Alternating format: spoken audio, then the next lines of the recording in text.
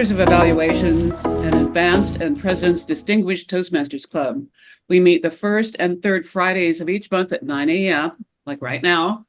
I'm April, your Sergeant at Arms. Our Masters of Evaluation Club takes very seriously providing us all with a safe and secure meeting. We want you to know a high level of trust, honor, and respect for each participant is not only encouraged, but expected. Masters of Evaluation members are focused on elevating their speaking, leadership, and evaluation skills, and doing so without offending others. As Sergeant at Arms, it's also my role to share a few practices to provide us with a smooth flowing meeting. For example, we ask you to silence your phones. We do want to see you. Hello there. We ask you to silence your phones. We want to see you unless you're moving around. If you're moving around, eating or drinking, turn your video off. And once you're finished with your movements, turn your video back on, please. In order to make our meeting more interactive, we ask everyone to usually keep your video and certainly your attention on. Finally, if you're serving in a speaking or functionary role, we ask you to rename yourself. Thank you.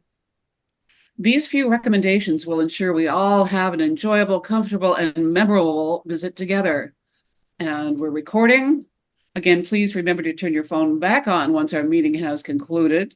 Meanwhile, if anyone needs an agenda, virtual background, or has any questions, you can contact me, April, in your chat. It's now my pleasure to bring to our virtual stage the dynamic, always intentional, fun-loving, and now healthy elected president of Masters of Evaluation, Jon White. Thank you. Thank you very much. I appreciate the psychological evaluation. I am now healthy. 63 years it took me to get a clean bill of health. Good to see everyone. We have a full meeting today. I want to acknowledge the guests in no particular order. Carmel Turley, how did you find out about us? Through online meetings a year and a half ago. I can't remember exactly. And it left a lasting impression. I just have to ask a question as a fan of Americans Infidel. Any relation to Turleys of Northern California? I don't know. That would be a no. Okay, great. If you're in the States, you might look them up. Rhonda Young, welcome. How are you? Fantastic. How are you? I'm well. How did you find out about us? Muriel Shabazz had invited me. She's great at connecting people. Great. Well, welcome. It's good to see you. Thank you. Moving along, we have Carla O. Are you able to unmute and perhaps show yourself and say hi? I'm going to do that if you will give me just a couple more minutes. Okay, I'm in between meetings. Okay, great. Okay, Wonderful. thank you. Have we covered all the guests? We have Muriel. She will never be a guest. As she said, I've never met a stranger, and she will never be a guest to us. Welcome, Goddess. Will you be revealing yourself further? Oh, absolutely. I got to find my lipstick first. I know, I was in the same place a moment ago. Okay, we said hi to all of our guests. Let us handle some official business. I don't know about you, Tamara, but I don't like gossip. And I've been hearing people say, well, I heard Tamara's seeing another club. And I've heard this and I've heard that. And I'm tired of it. I want to make it official. Are you up for it? I'm talking about a member installation, an induction, I believe it is. Officers are installed, members are inducted. So we do it slightly differently here. We think we know how the vote is going to turn out. So I'm just going to say I'm moving that we accept Tamara as our most recent guest. Oh, and also, excuse me, Tamara, I stand by what I said to you, but sometimes these members come in couples. Harold, you're like the guy with the woman I divorced, now we're remarrying. You're back, we're better. We're going to induct you as well. Are you open to it, sir? Okay. Oh, yes, so my yes. movement is that we induct Tamara and Harold. Is there anyone opposed? And, you may know something about them we don't, but by all means say nay if you want to be that person. Okay, so I'm hearing a yay. So now this is the important part. I'm going to read the promises that you are making, Tamara and Harold, to us as a club. But any good relationship is a two-way street, as Dr. Gwendolyn will tell you. And we will make promises to you. Don't read anything into the fact that you're promising us 10 things and we're promising you 2. It's still a balanced relationship. We're still happily employed. We're going to come home every night. We're the mates you thought we were. So let's go through this, please.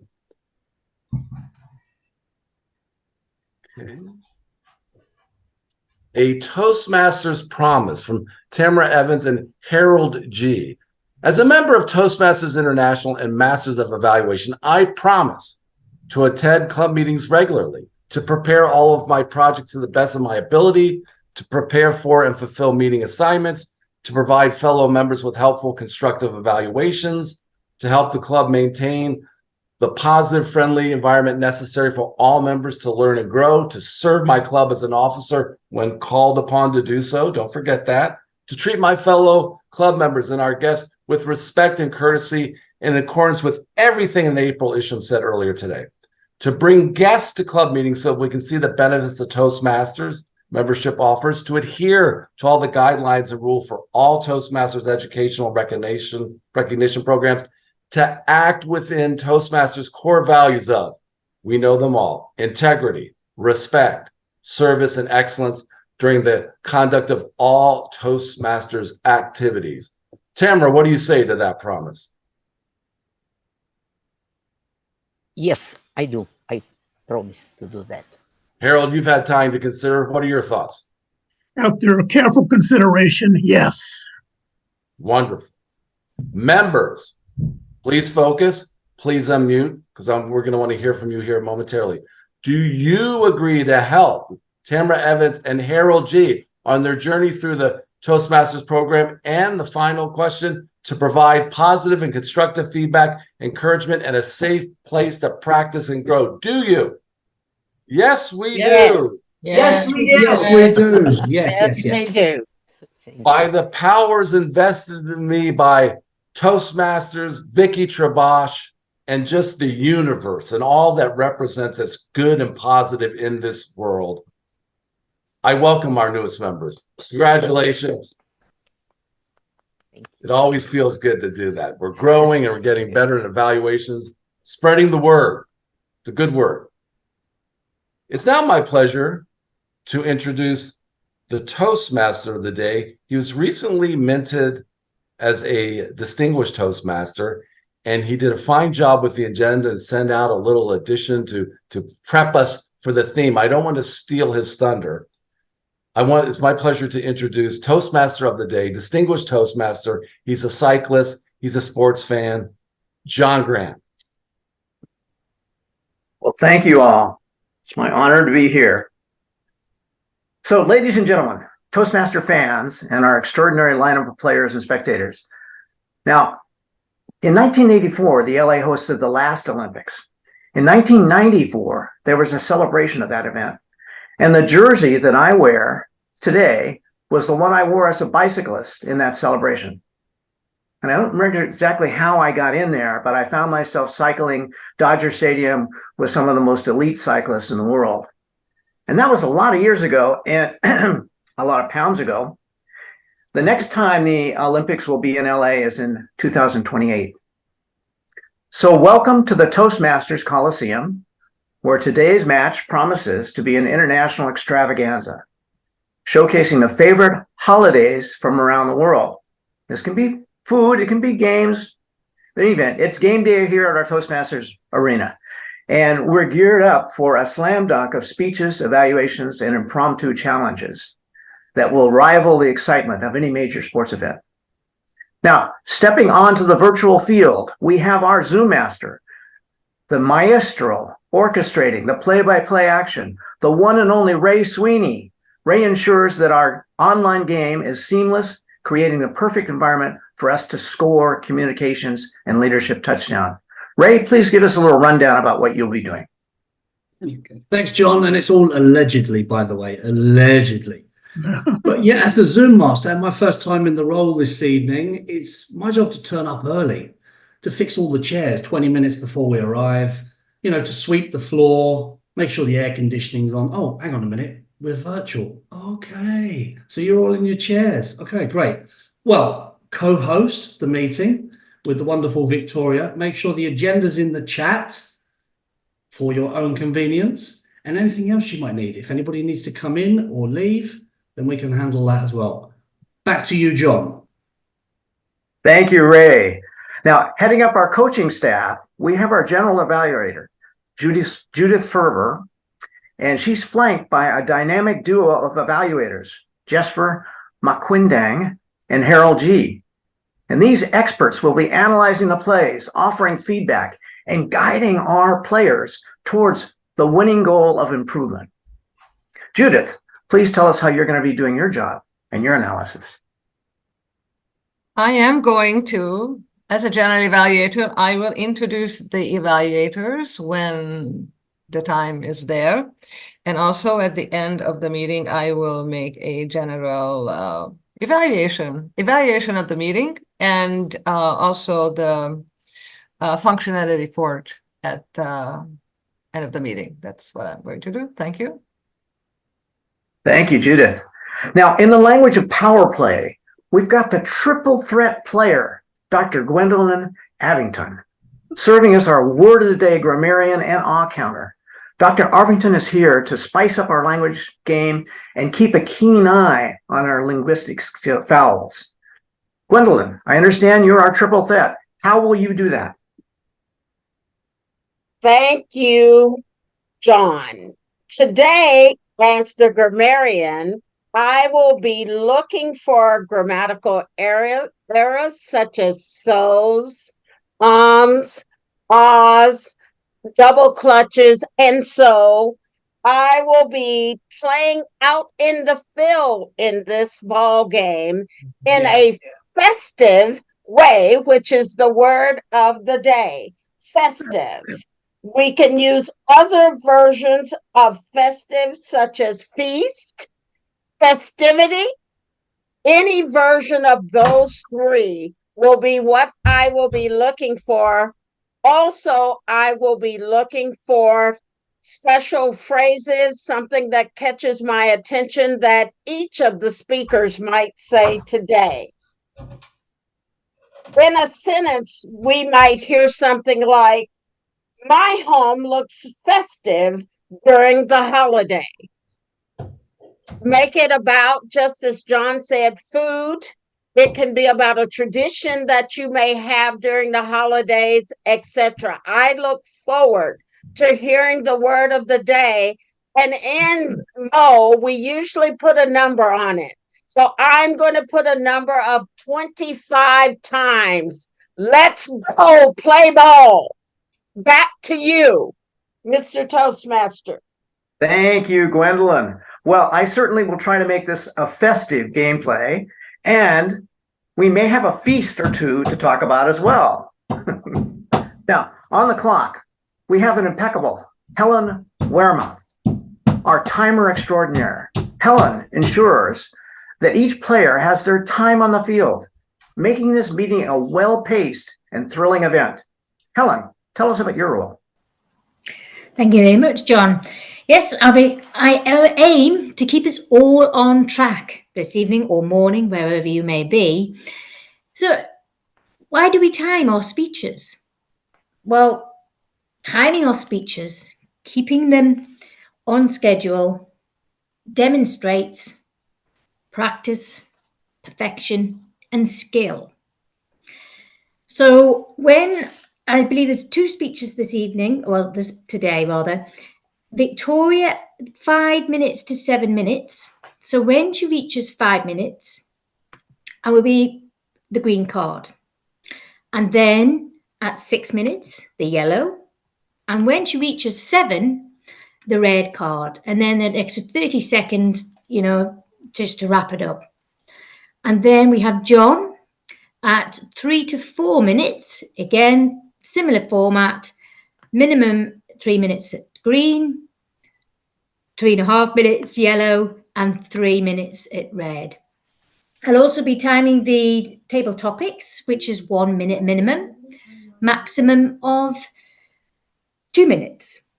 So this evening, I hope to keep us all on track, and happy festive season, 1st of December, although I forgot to buy my son a advent calendar, so I haven't been very festive to start with. So apologies for him. Thank you, John. Thank you, Helen. So now I'm going to mention briefly our star players of the day, Vicky Trebosh and Jon White. They're ready to hit the communications field with their powerhouse speeches. Get ready for a display of skill, passion, and the sheer joy of the game. They'll be introduced by our coaching staff. And finally, on the SNAP evaluations and table topics, we have the incredible Sandra Savage, who will be bringing the unpredictable plays and lightning quick assessments to keep the energy high.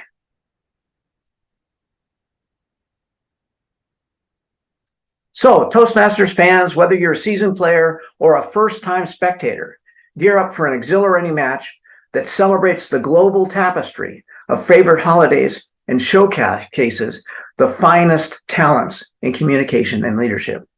Get ready to cheer, applaud, and engage, because in the Toastmasters Coliseum, every meeting is a championship game. Let the game begin. And at this point, I guess I do a little introduction for our speakers. I was a little unclear about that process to begin with.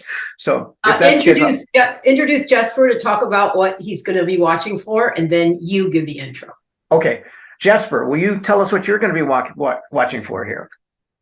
In today's festivities, I will be evaluating our first speaker, Victoria Trebosh.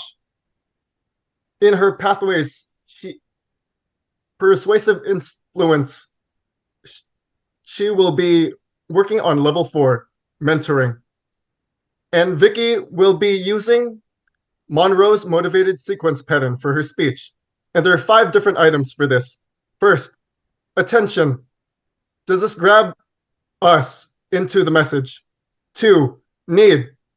Will we feel the need for change? 3, will this present the solution and show us how it will work? 4, visualization. Will this project us into the future to picture the potential benefits of the plan? And 5, action. What will be the call to action? These are the items I will be looking for today in Vicky's speech. Back to you, Toastmaster John. Great. Thank you, Jesper. Okay, and then we have Harold, who will be doing the evaluation for Jon White's speech. So, Harold, can you tell us what you're going to be looking for today? First of all, fellow Toastmasters, I feel humbled to evaluate Jon White. This is a Toastmaster who's rich in talents. Now, will be giving us a speech, Enhanced Humor Path Level 3. Again, this is Enhanced Humor Path Level 3. He's going to take a few liberties with that, because when you have an enhanced speech humor, usually you're not going to give praises, like eulogies, awards, speeches about how terrific the person is. Now, that's going to be part of the element, but he's going to talk about Helen Wehrmath, and I'm sure I mutilated her name. He's going to introduce her. He's going to encourage the Toastmasters to get to know her. John will take the opportunity to interview with Miss Wehrmath. Now, what I'll be looking for in his speech will be the typical elements: introduction, body, conclusion. And he should wrap it up with a nice, festive, uplifting conclusion about Miss Wehrmath. Now, help me here. Am I mutilating your name, Helen? You're almost there. It's Weir and then Weir. mouth. Wehrmath. Oh, I thought so. Wehrmath. Yes, very unfortunate. Miss Helen Wehrmath, one of our newest, really a very spectacular new member. And I return control to you. Wonderful. What festive descriptions of our speakers' objectives. I appreciate that very much, both of you. Now, I'd like to actually bring up, in a festive way, our first speaker, Vicky Trebosh. Now, Vicky's been used to mentoring for years. Today, she'd like to speak about one of the most valuable lessons she's ever learned from a mentor. Vicky.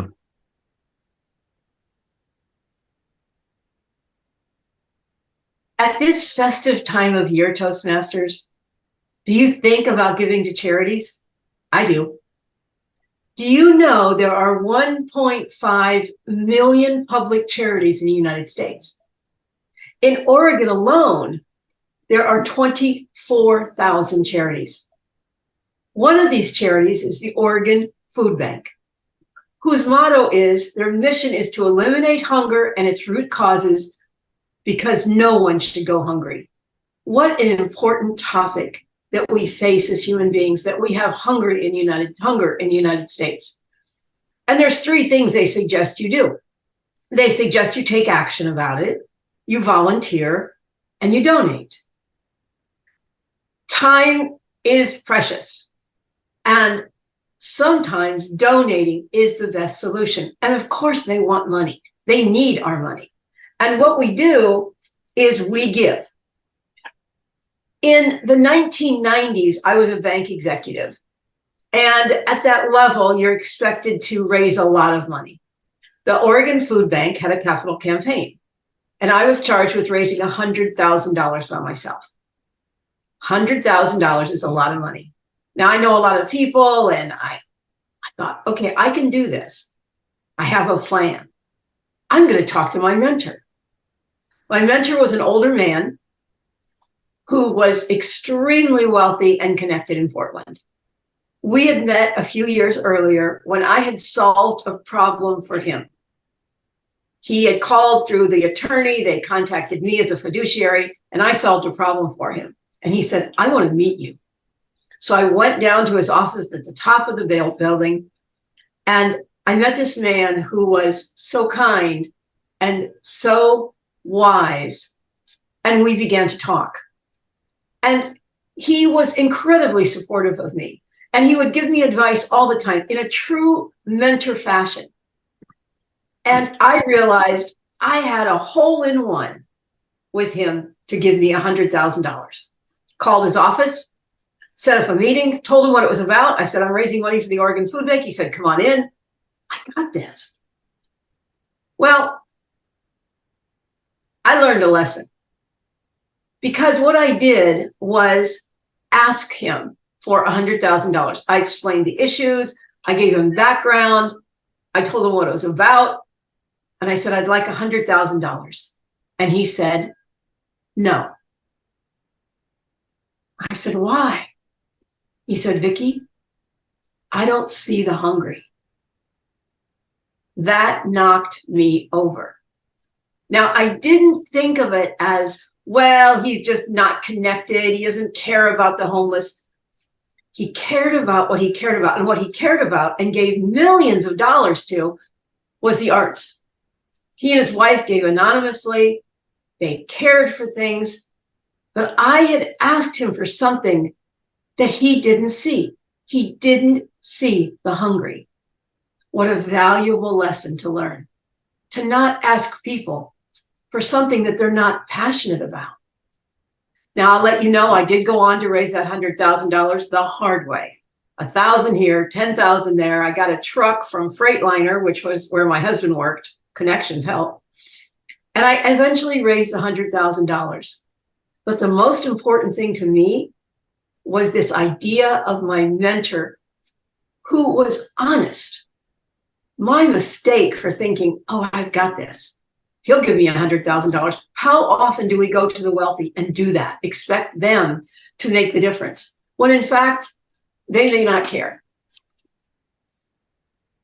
So what I learned was that in mentorship, there are 4 things that you need to have: honesty, trust, lack of ego, and respect. Honesty. Boy, I was so much richer for his honest answer. I trusted him, and he trusted me to accept his wisdom. And in the mentor-mentee relationship, We often went back and forth. This guy started banks. He was a big deal. And he'd say, Vicki, I want your opinion on something. In a good mentor-mentee relationship, it is equal. There is not a thing where the mentor is always being asked, how do I do this? How do I do that? That's not mentoring. But it is this equal relationship. And it's important to follow through on advice. I listened to him and I followed through on what he said. And you know, I was richer for it. When there's a lack of ego, you can take feedback. Isn't that what MoE is all about? Feedback. And you get good feedback from a mentor. It may be delivered a little inelegantly at times. I know that sounded harsh when he said, I don't see the hungry, but I took the best and I left the rest. I took the message that he had for me and I made it important. And then there was respect. When he passed away, I was so lost. I will never forget the lessons he taught me. And they, of course, live on through me. And as I teach you, maybe you will benefit from his mentoring to me. In conclusion, I don't see the hungry was one of the most powerful things that has ever been said to me. And I ask you, who have you mentored? Who has mentored you? And do you build your relationships on honesty, trust, lack of ego, and respect? Because if you do, working with a mentor will change your life and the lives of others. Mr. Toastmaster.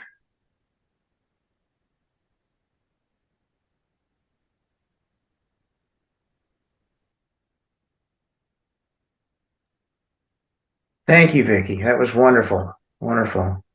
I have to remember that. Honesty, trust, lack of ego, and respect. I'll keep that in mind. Good teaching. Let's take 90 seconds to provide your feedback to Vicki, please. Can we do the timer, please? I started it, yeah. Just to cue up my speech as you're doing that, if anyone has the capability of highlighting me and Helen as I'll be interviewing her, that would be much appreciated. Thank you. That's 90 seconds up, John.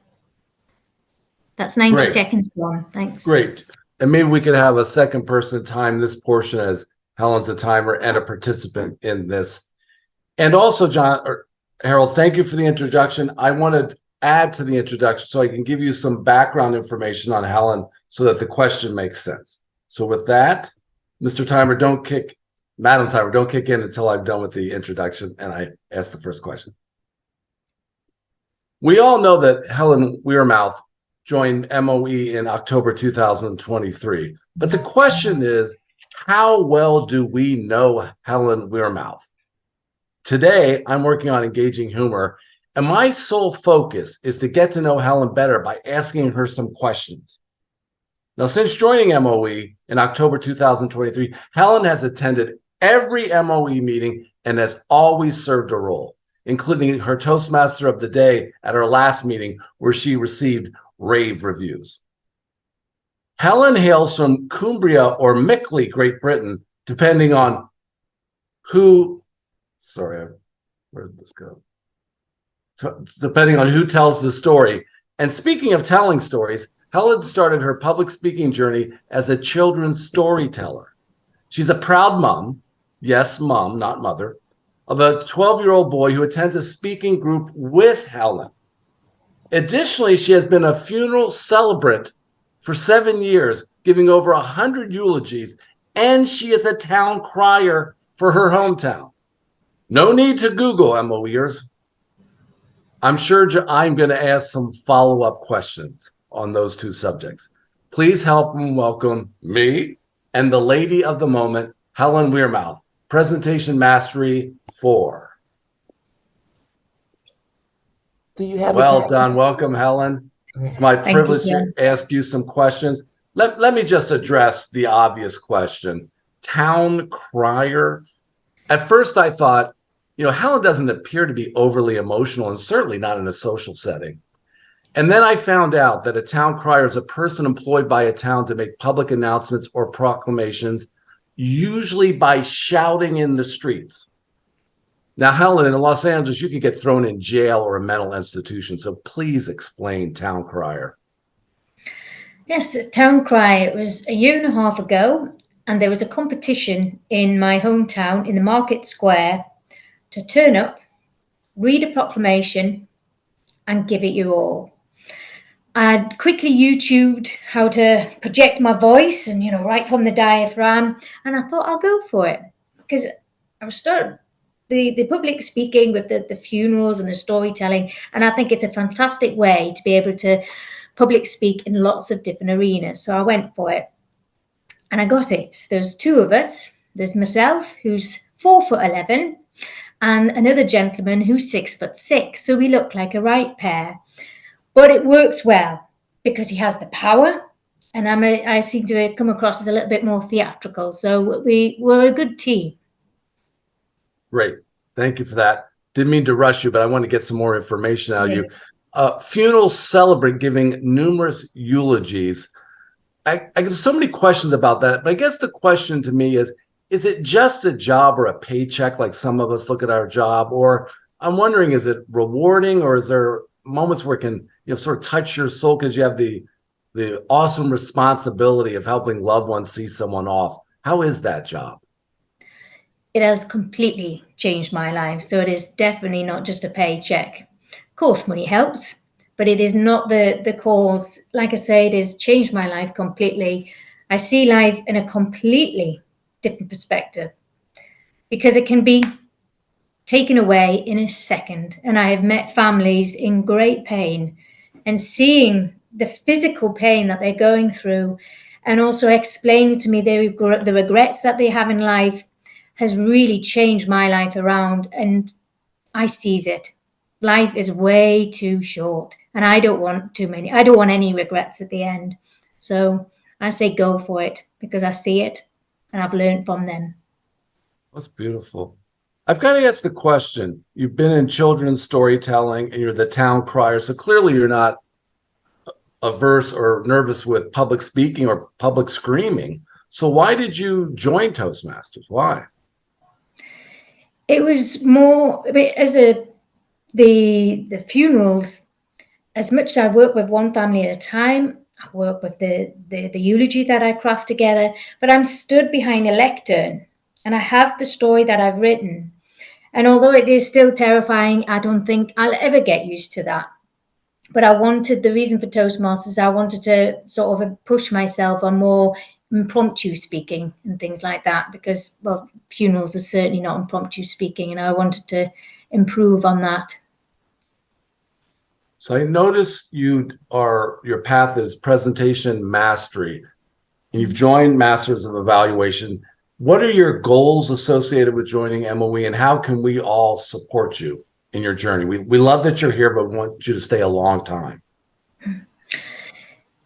I was my club that I go to, I was maybe a little bit frustrated with the not honest evaluations. I want to be told when I'm going wrong or where I can improve. So, and when I came along to you guys, I just how a lot more professional you all are, and I'm open to honest, constructive feedback, and so I can just continue to grow and improve. Right. Well, it's been recorded, so we will return that. Just quickly, you say how important public speaking is for your son as a 12-year-old, beyond just Toastmasters. Maybe just quickly a thought about how important it is to be able to speak publicly to us. Oh, vital. I think public speaking is a superpower. That is what I tell my son. He struggles with school with dyslexia and things, and when he comes to the public speaking group that I help run, he's a different person, and it is lovely to see. It doesn't just help you give presentations, which of course it does at work, but in a social situation. When he's older, asking a girl out, it really does help so many areas to be able to be confidently put yourself together as a good, strong communicator. I think it's the key. It is the key to success and happiness. If you can't put yourself forward in a confident way, I think you're going to struggle. Wonderful. I'd love to ask you more questions, but my questions were too long. Your answers were perfect. Let's give a round of applause to one of our newest members. I hope we got to know Helen a little better. Thank you so much. I return the lectern back to our Toastmaster of the day, John Graham. John? Thanks, John. Thank you so much. You know, as I understand it, John, this is going to be a feature that you do with new members going forward. Is that correct? Yes. In other words, Tamara and Harold, you're on the hot seat. You will be getting questions from me. Okay. Would you give, please, John, could we put 90 seconds on the timer, Helen, if you don't mind? And let's give John some feedback about his process and where you'd like it to go.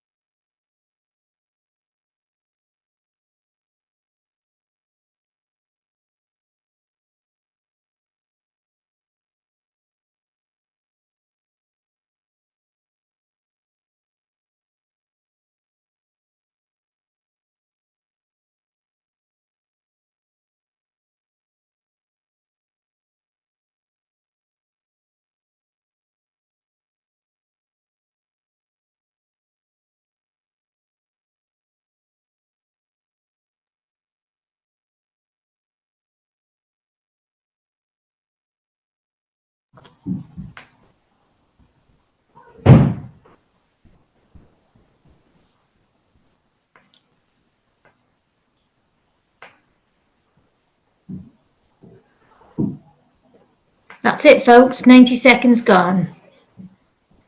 Thank you, Helen. I'd like to call for a timer report, Helen. Could you tell us how our speakers did? Yeah, certainly, John. Well, Victoria came in perfectly at 6 minutes, 29 seconds. And I have no idea what John was because I was involved. So who took my place? I sent it to you, Helen. It was Yes. 5 minutes, 15 seconds. 5 minutes, 15. Oh, sorry, I didn't see that. So, well, there you go. 5 minutes, 15 seconds. Thanks, everyone. Thank you, Helen and Muriel. Appreciate that very much. Now, next, we come to a fun part of this process, our snap evaluations and table topics. And we've got the incredible Sandra Savage, and she's going to be bringing out our plays and lightning quick assessments. So please welcome Sandra Savage. Thank you. Well, this morning, a few of us got into a huddle and decided to change the theme a little bit from holidays to a different type of game. And I was able to signal right before halftime, right now, that we're going to do this and we're going to do it to pump up and increase our winning score and have fun. So everybody no, I don't like pom-poms. So we're going to amplify the game theme advantage. And with our snap evaluations, Ray, would you put in copy and paste, or someone copy and paste the snap evaluations description? Because I don't have a whole lot of time and we've got a lot of people I want to put right at what do you call that centerpiece? That's going to kick the ball. They're going to kick it off. So I've got some good questions for you. But how we're going to do it is we're going to have a question, like a normal table topics, with 1 to 2 minutes. And our timer will do 1, 1.5, 2. Then I'm going to be the umpire. And I'm going to try and shush up, what do you call those people? The Monday morning quarterbacks that are up in the broadcasting booth up there. And they're going to give us how did we do. give us an evaluation of that play, of that response. And if this is okay with you, John, can I get our little secret gestures to go ahead? Or everybody? Okay, let's go. So I'm going to start with one of our members first, and then I'm going to go and invite our guests. And I'm going to pick on someone kind of in between. Muriel. I would like to know. Mm-hmm. I picked this one just for you. Oh, you did? Oh, you Okay. betcha. If you could invite 3 historical or amazing people from history to play a board game with you, what 3 players would you choose and what game would you play?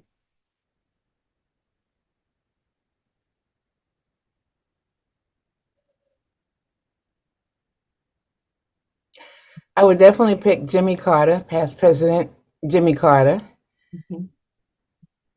I would take from history Harriet Tubman. And let's see. I would take Michelle Obama. And the game we would play would be Legacy. And Legacy is about what is it about your life that you feel you have left or you would like to leave. And it would be a board game, as you said. It would be similar to Monopoly, because I love Monopoly, you know, and so it would be a board game. And if they could not answer some of the questions, they would not pass go, and they would have to go to jail until they could come up with answers to the questions that I would pose. And so the 3 people from history or current would be our beloved past president, Jimmy Carter, who just lost his beautiful wife, Rosalind, and Michelle Obama, and of course, my spiritual mentor, Harriet Tubman. Now, part of SNAP evaluations is listening. So many times when we do table topics, we kind of tune out when you get an answer, unless you're assigned to be an evaluator. But you're on the spot for any one of these 5 questions. And I know April is going to be able to handle her Monday morning quarterback comments for Muriel in 1 minute. Muriel, Curly, that's what I got to call you today. You gave us 3 outstanding individuals whom you admire. It tells me more about you because I'm familiar with each of those 3. I liked how you got right to celebrating the idea of let's play the game Legendary. But give me a game that really exists. If you know it's a real game, I want you to give me the quadrants and how to get my hands on it, because I have people who I'd like to play that kind of a game with. I need your help on that, but I don't think it's real. That's it. All right, good feedback. Thank you. Excellent. Rhonda, would you be willing to take a question? Okay. Absolutely.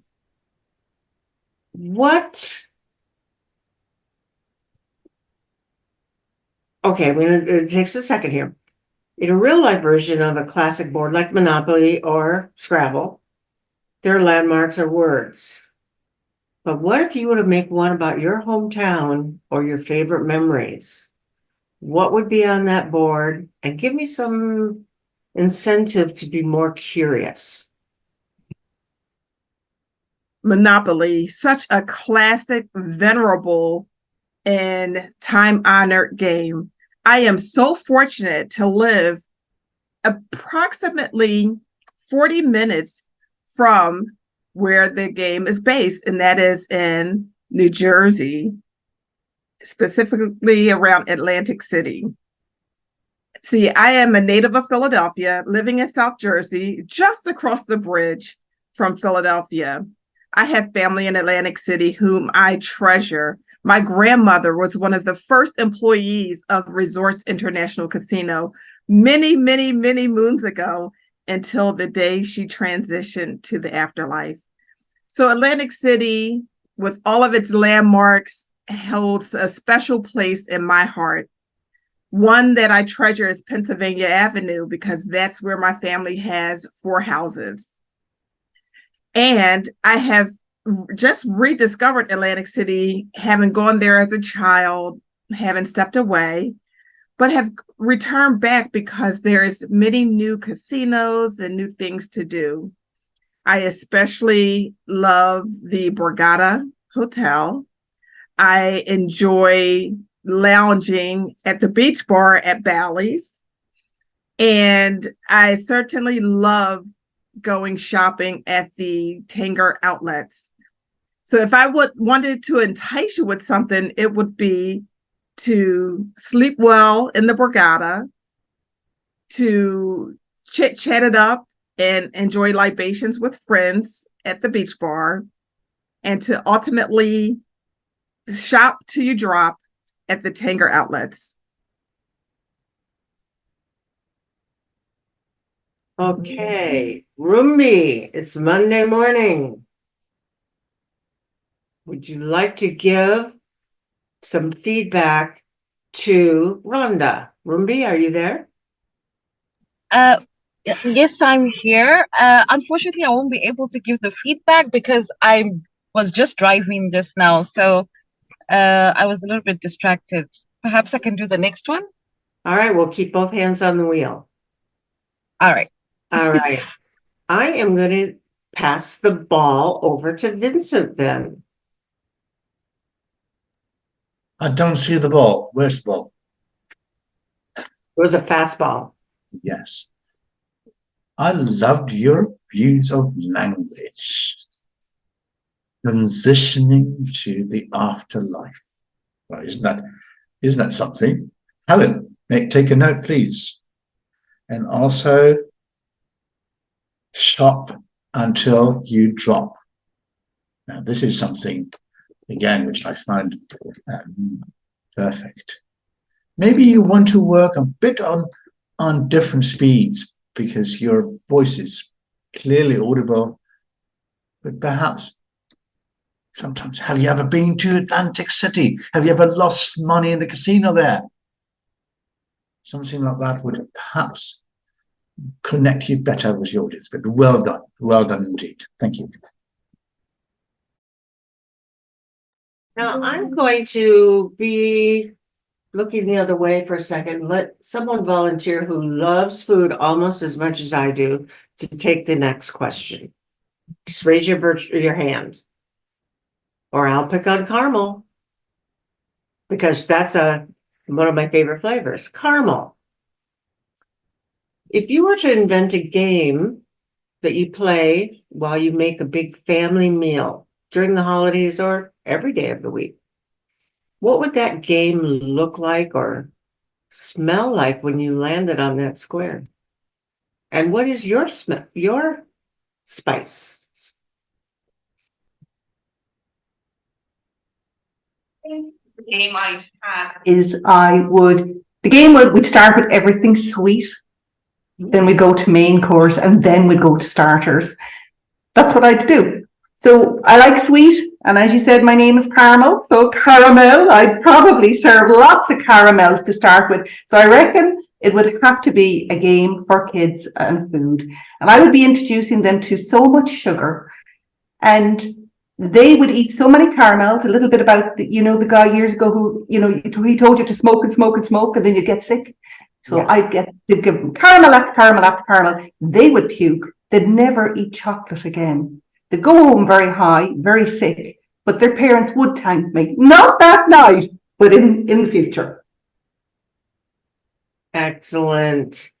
And I'd like to turn it over to Judith because I know that you love flowers and smells and things like that. How would you alter her recipe for the board game? Or leave it alone? I think it was fabulous. I love the idea of starting with the dessert and with what was that, dessert, main course, and something beginning food. I'm sorry, I did not pay all that much attention to that. I thought it sounded wonderful. I have no idea what I would change, and to me it was it's delicious. I love caramel too, but I like chocolate as well. And I love the dessert, because what happens is by the end of the dinner, sometimes you don't really want to eat dessert because you eat so much already. So starting with dessert, I think, is a perfect idea. Thank you. Excellent. Carla, you look very wise, very learned. Share a board game metaphor for a life lesson you've learned. All right. Well, hello, everyone. What I have learned from a board game, I'll use Monopoly as well. So I've learned in Monopoly that you can be kind, and you can give others who may be falling behind an opportunity to catch up. But in the end, there are those that will not remember the gifts, and they will be competitive to the end. So I've learned, don't expect a favor based upon one that you provided. Everyone doesn't see that board game the same way, and competition sometimes rules. Very good. Next, I'm going to call on Surprise Ray. I'm going to pick on you. I know you're the Zoom master, Ray Sweeney, but you're also a sports fanatic. You're all about high performance. But your lead player, and we've had a lot of that happen with injuries, scandals, blah, blah, blah, is not able to show up for the big tie-breaking game before going to the Super Bowl. I would like you to tell us how you would pump them up to get everybody else to perform as well as your key player. Mr. Table Topics Master, we are still waiting for a snap evaluation for Carla's speech. Oh, I am so sorry. Tamara, would you do a snap evaluation for Carla? You're on mute.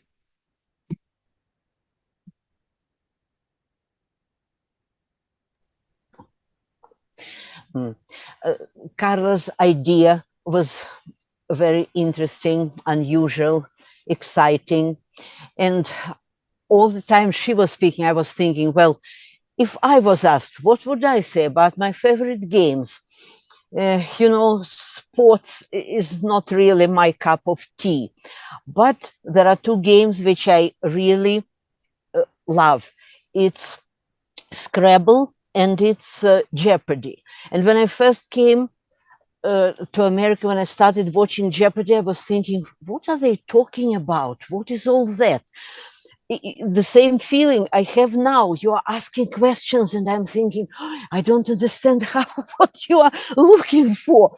So I really admired how quickly Carla gave a very interesting answer to the question she was asked. Thank you. Thank you. Well, we've had quite a festive time playing games together, and I had time for that last question. So instead of being all about creating a game, let's create some motivation. Ray, do you want me to repeat the question, or are you ready to go? Yeah, can you repeat? I was ready for the snap evaluation, but okay. I don't know any real sports, but what if your key player, your quarterback, the guy that tips the ball off in basketball, your pitcher, the catcher might be the most critical.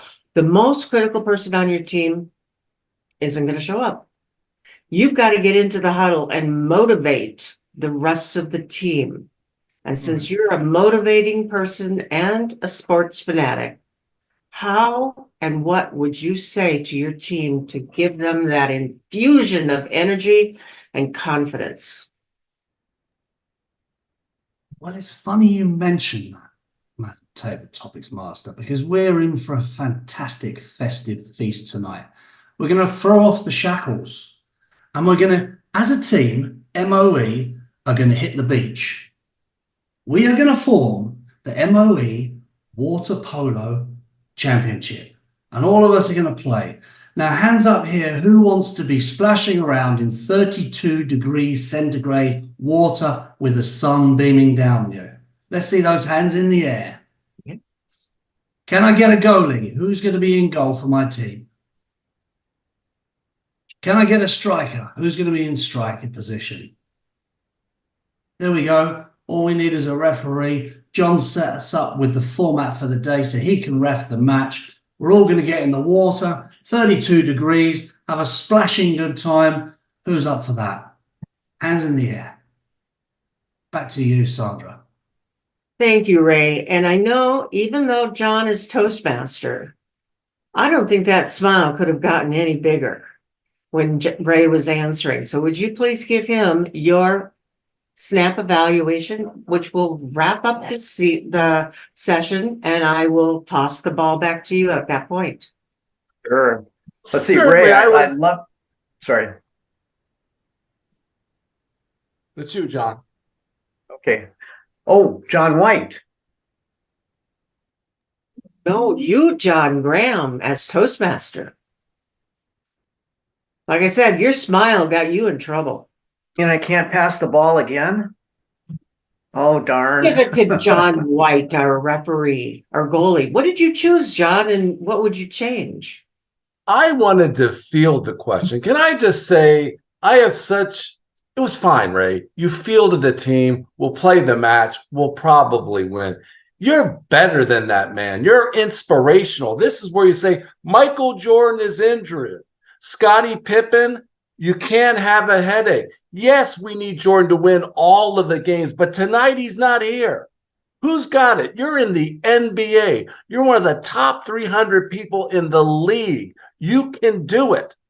Now, this is what I need you to do. And to tap into that through expertise. I wanted a motivational speech, Ray. You kind of mailed it in. Did you have coffee this morning? This afternoon? Anyway, it was fine. I hold Ray to such a high standard. It was not up there with Bobby Knight, a great coach. But I will play on your team no matter what, Ray. But I'll bring the donuts and the coffee. I need an energized sweetie next time. Thank you. Well, okay, so we need to pump it up. I'm going to repeat that question. Who's going to take over as coach and answer that question differently? Any volunteers? Mr. Harold.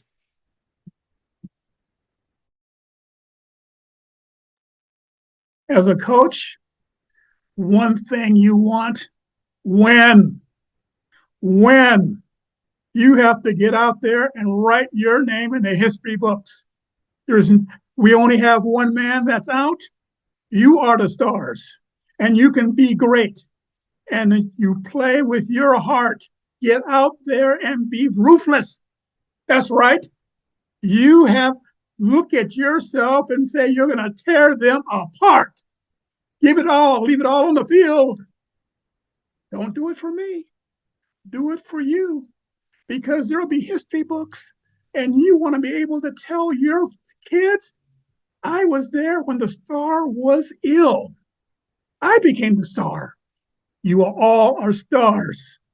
Work, put your heart in it. Be ferocious. Get out there and win. Madam Table Topics are evaluated. Well, did we win the game today? This was fun, but I need one more person, and I'm going to call on Vicky. We won the game. We had good mentors, and the press is throwing microphones in your face.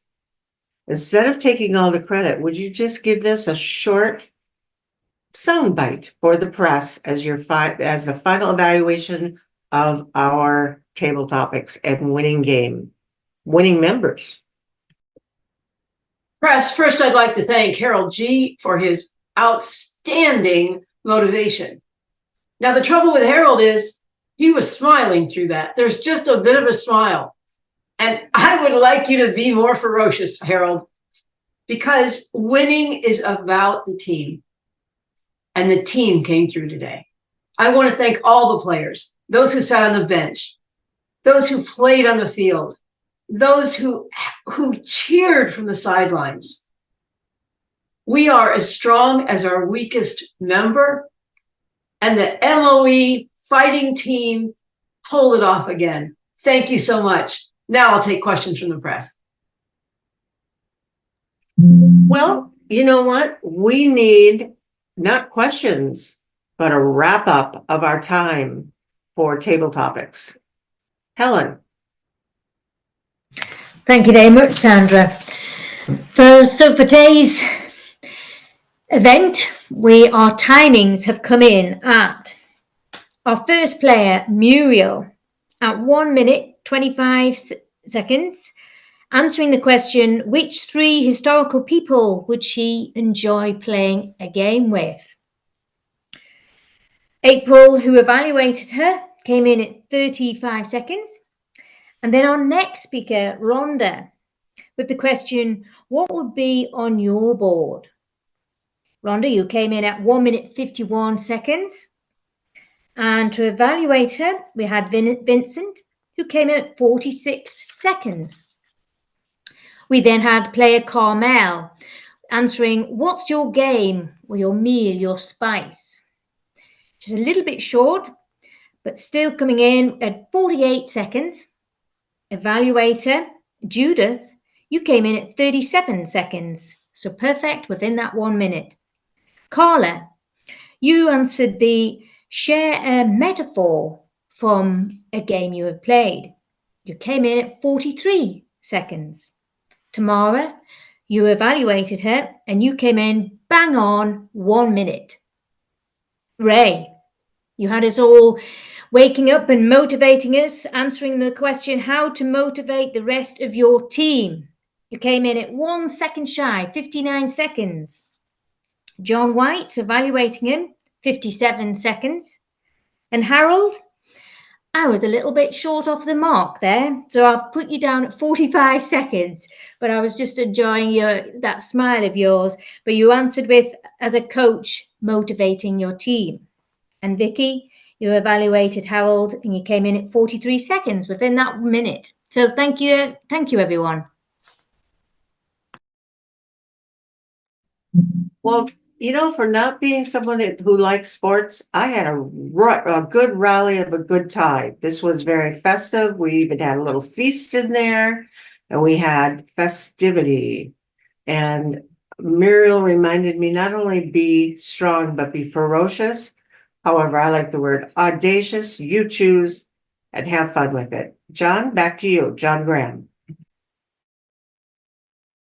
Thank you, Sandra. That was wonderful. Very festive. And given that we move on with the next portion of our meeting, I would like to festively hand control to our general evaluator.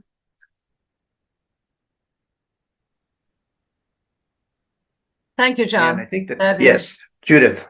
Thank you. I understand. The next portion of our meetings is the evaluation portion, which I think is one of the most important ones.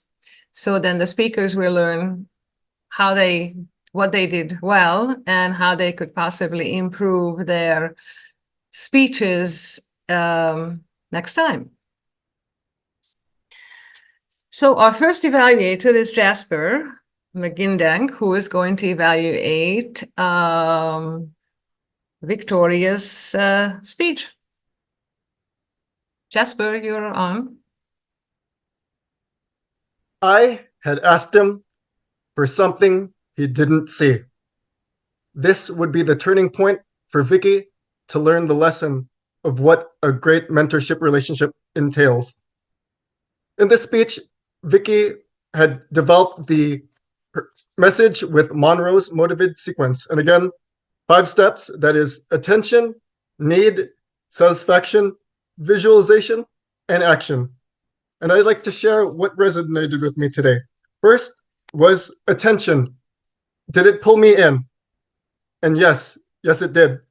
Vicky had shared various facts and statistics, 1.5 million public charities across the nation. Then she talked about the Oregon Food Bank and the various steps, such as taking action, volunteering, and donating. And then shared that time is precious and showed that the organization takes a lot of donations because it seems easier for time, but that would lead to the story of her relationship with her mentor. So did it pull me in? Yes. With facts and statistics, I know that tends to grab people's attention. 2, need. Did I feel the need for change? Yes, I did. Vicky explained that her mentor was someone who was supportive, someone who was a mentor in a true fashion. Working with a mentor changes your life and the lives of others, and I saw value in that. Next was action. What was my call to action?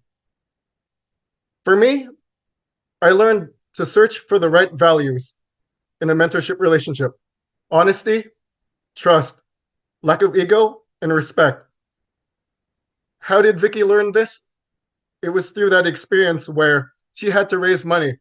She went up to her mentor and she asked, "I'd like $100,000. In her mind, she was thinking, "I've got this." But when she reached her mentor, the answer was no. But that's how she learned the values.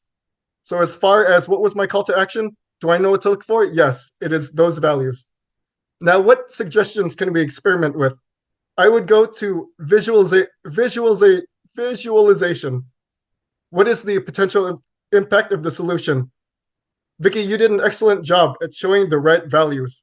But to experiment, what if you had asked the question, well, what would it look like if we found a mentor with the opposite values? What if we had a mentor who did not show an honesty? What if we had a mentor who did not show trust? What if we had a mentor that did not have that lack of ego or show respect? It would show a different perspective of the advantages of what a mentorship relationship could involve. And the second suggestion to experiment was satisfaction, the solutions, how to find a mentor. I think you could have shared some ideas of how we can find a mentor in the field. In your case, you had discovered a solution for someone. Perhaps you could ask the question, have you discovered a solution for someone else? Perhaps they could be your future mentor.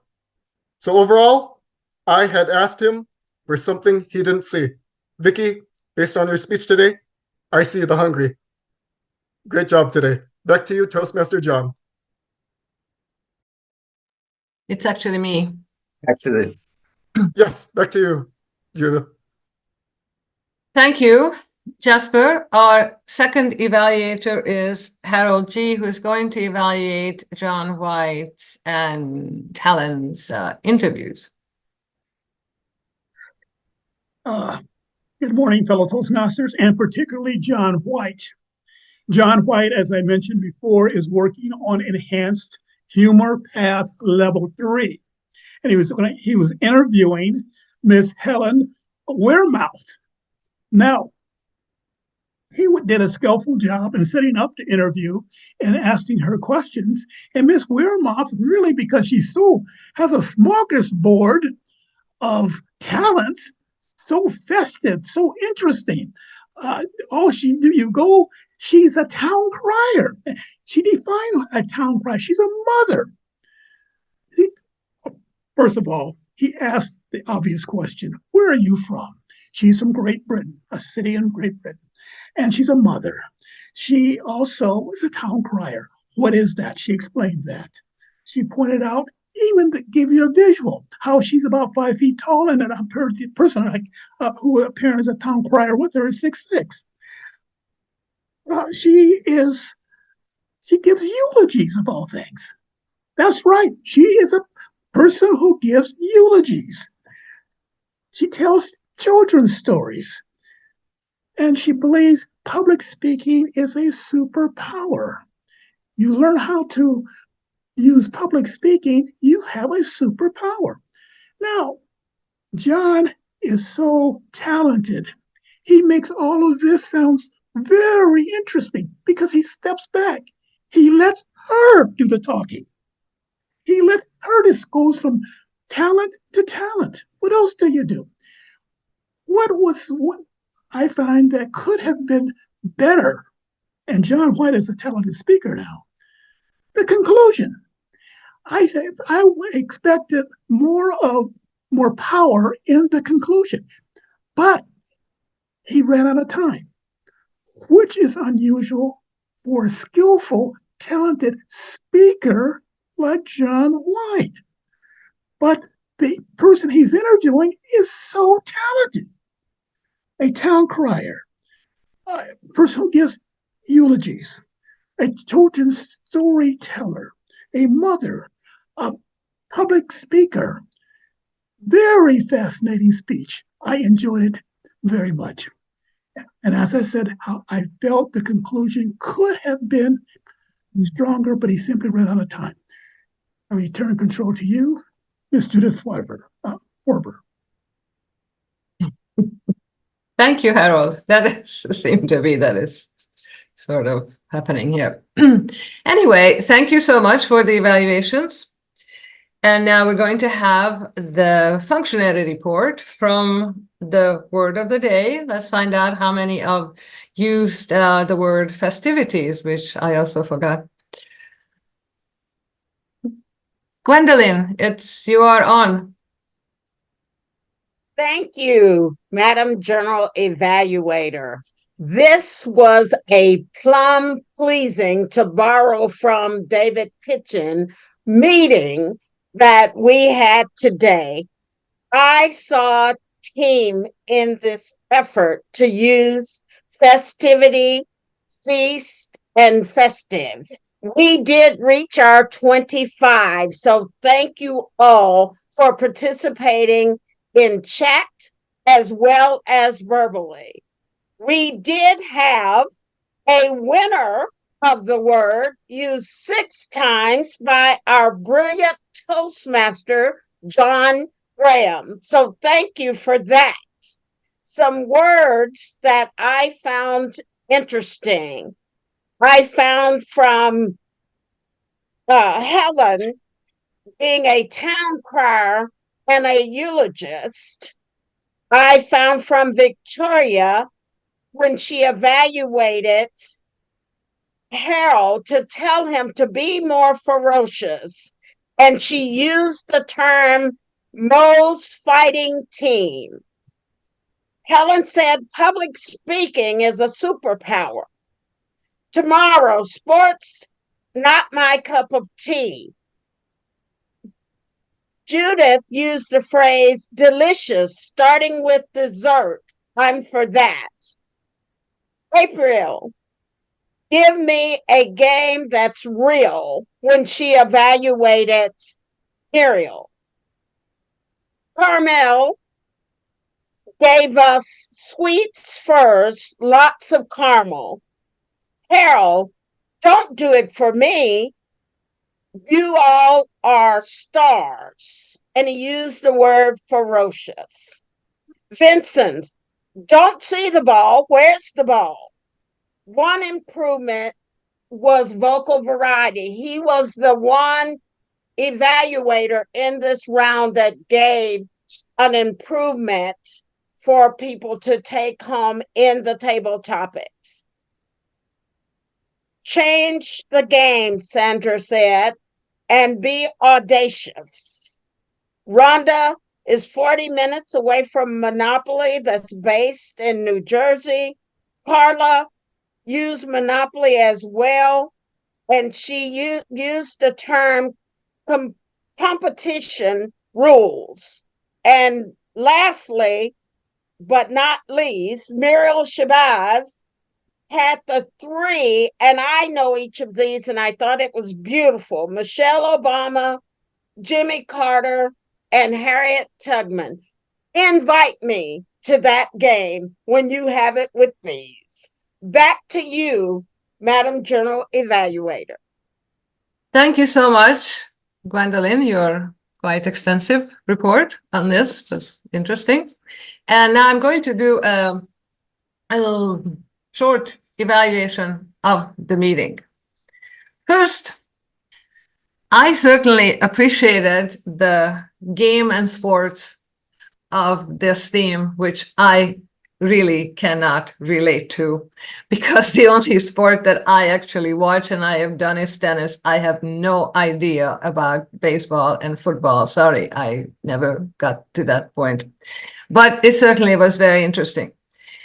I liked the idea of the evaluators introducing the speeches. I thought Jasper certainly was a very detailed one, and so was Harold. I thought, oh, there's one more thing I wanted to do, is the member induction, I think, was really fabulous, and I think it's so important to do, and I always loved that.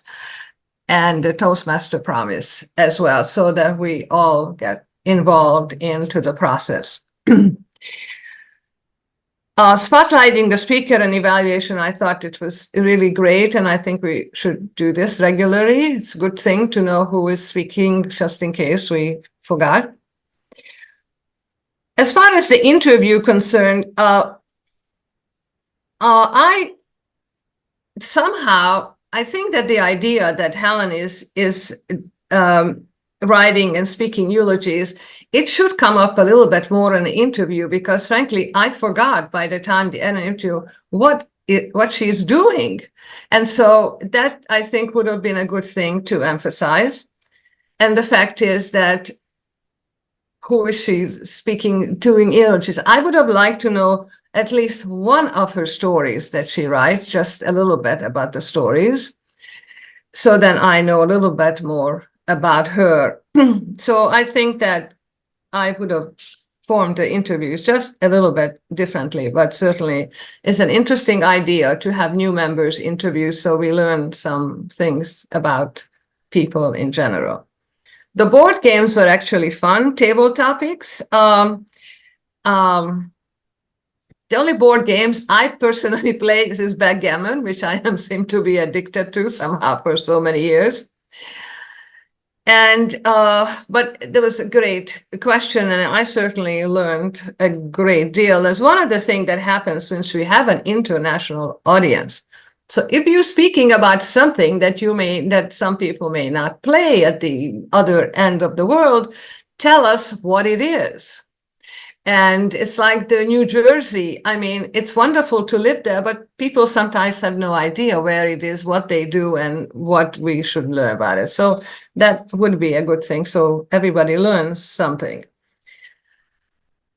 One more thing I want to say about evaluations is that we don't have to go through the entire speech of the person, because we already heard her speech, his speech, her speech.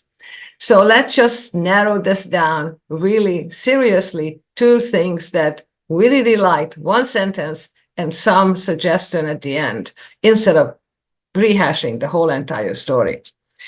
And I think that's all I wanted to say. There's one other thing I wanted to say to Victoria about mentors, that I think it is a great speech, but we have mentors for different times. And so that's just what happens. It's we lose one and then we go on life, and then we need mentors for different things. But it was certainly a very interesting speech, and I always love these speeches on mentors. Anyway, thank you, everyone. Great meeting. We certainly enjoyed all the different parts. And now back to you, Mr. Toastmaster, John Graham. Thank you, Judith. Well done. Well done. Could we get a time report on the evaluations, please?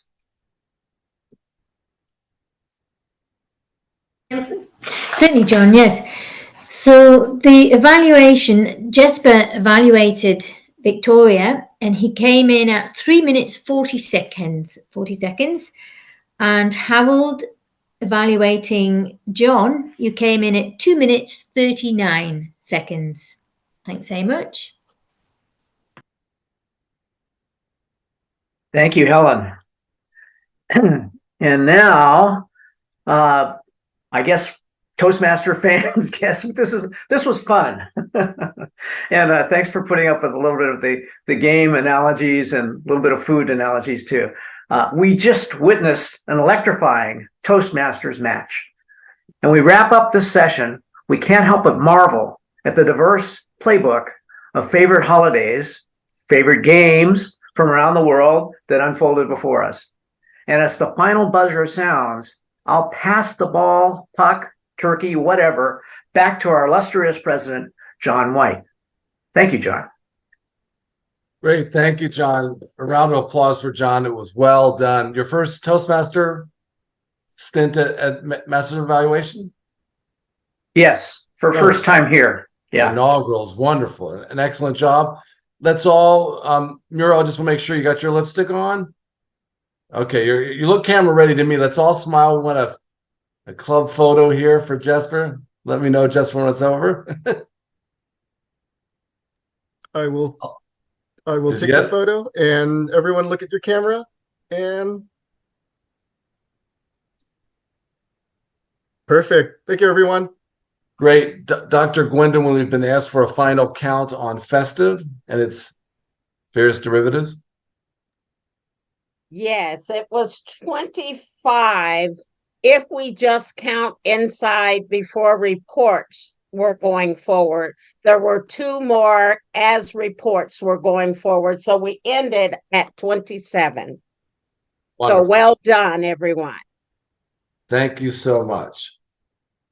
All right, we're at 10:23. We may close in time here. So let's do this quickly. Guess? Carla O. What did you think about it? Well, this was my very first Toastmasters anything. Wow. Yes. So I was very impressed, and it lets me know that when I participate, I need to be ready. Yeah, this club. There are no observers, but no, it was really great. I would like to continue to get involved. This is the missing link to my personal and professional life.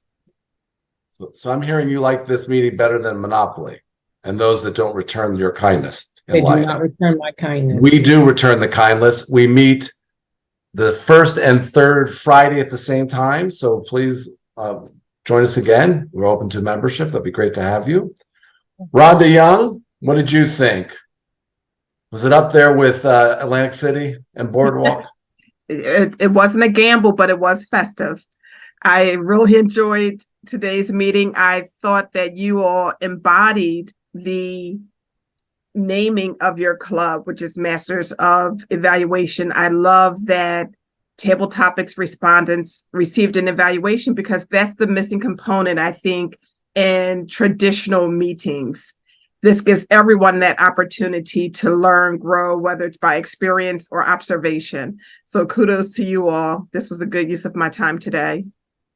Great to see you. And as Helen said, I mean, if it's given in love and in constructive feedback, give it to you. I mean, just let me know how I can improve. And if you know that people are doing it in a positive way to improve you, it's easy to receive. All right, VHMBA, we understand you've got an advanced degree. Put it to use and tell us what you thought of our meeting, please. Graphs and numbers are not necessary. You loved it. Great. Wonderful. We're now going to, glad to have you. We're going to move on to next week's schedule. Right before we go, we like to recognize the accomplishments of MoE and guests. We are told that Rhonda Young was a coach to Jocelyn Tyson.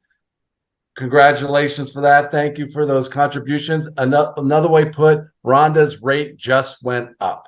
Get her while it's still under 4 figures. Okay, you can get in right now at $500 an hour, a package for $5,000, and she will guarantee that you make it, depending on your skill level, to the area contest. Hey, Under promise and over deliver, right, Rhonda? Anything else for the good of the meeting? It was a great meeting. This meeting is adjourned. See you in 2 weeks.